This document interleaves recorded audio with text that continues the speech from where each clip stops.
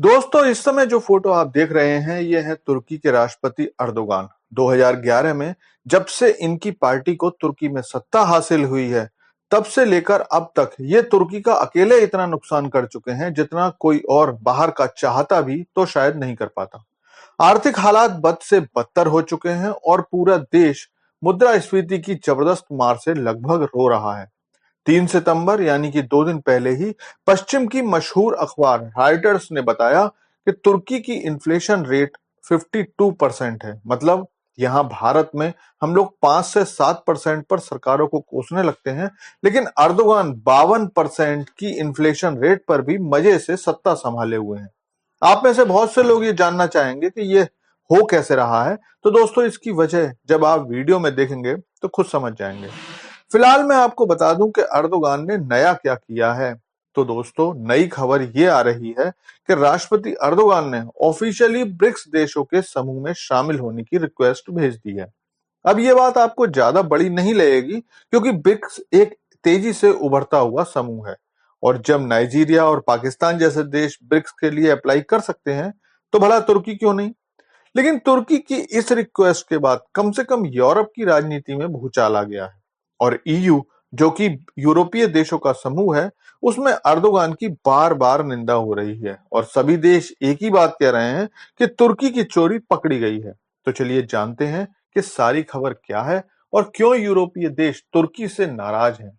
लेकिन आपसे रिक्वेस्ट है कि चैनल को सब्सक्राइब कर लीजिए, क्योंकि यहाँ आपको डिफेंस, फाइनेंस और फॉरेन पॉलिसी पर वीडियोस रोज मिलते हैं। तो दोस्तों, रेसेप तैयब अर्दोगान जो पिछले सालों में तुर्की के सबसे ताकतवर नेता बनकर उभरे हैं, उन्होंने मार्च में ऐसे संकेत देने शुरू कर दिए थे कि वो ब्रिक्स में शामिल होना चाहते हैं।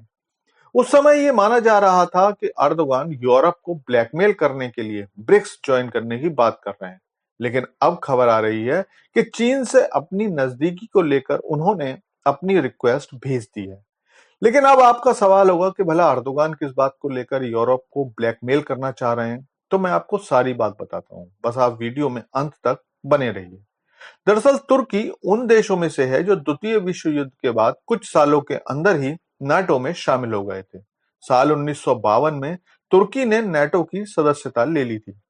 लेकिन तुर्की शुरू से ही भरोसेमंद नहीं रहा। आप जानते ही हो कि नाटो समूह पश्चिमी देशों ने रूस को काउंटर करने के लिए बनाया था, लेकिन तुर्की के रूस से संबंध पश्चिमी देशों को हमेशा खटकते रहे। लेकिन अगले कुछ दशकों में सारे पश्चिमी देश ये जान गए कि तुर्की नाटो की सबसे कमजोर कड़ी है और उस पर भरोसा करना नाटो का नुकसान करना ही होगा। इसीलिए अप्रैल 1987 में जब तुर्की ने एक और यूरोपीय संगठन ईयू में शामिल होने की अर्जी दी, तो यूरोपीय यूनियन ने उसे ठंडे बस्ते में डाल दिया। हालांकि तुर्की नाटो में होने के सारे फायदे लेता रहा। यहां तक कि नाटो में होने के कारण साइप्रस जैसे देश, जिसके 50% से ज्यादा हिस्से पर तुर्की ने कब्जा किया हुआ है, वो भी तुर्की पर हमला नहीं कर सका, क्योंकि नाटो देशों के संविधान के अनुसार किसी भी एक देश पर हमला पूरे नाटो पर हमला माना जाएगा। इसके अलावा तुर्की का नाटो ग्रुप में होने के कारण स्टेल्थ फाइटर जेट के इंजन की टेक्नोलॉजी भी मिल गई, जिसके लिए भारत जैसे देश आज भी कोशिश कर रहे हैं।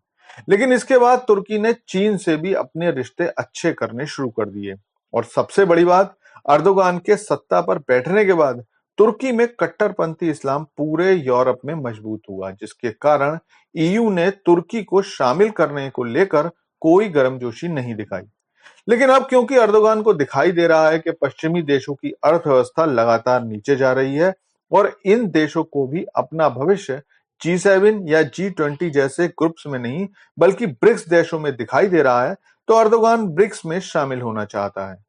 लेकिन ब्रिक्स का जन्म तो अमेरिकी डॉलर की ताकत को खत्म करने के लिए हुआ था, तो फिर अमेरिका और यूरोपीय देशों की इससे त्योरियां चढ़नी बहुत स्वाभाविक है और वो हो भी रहा है।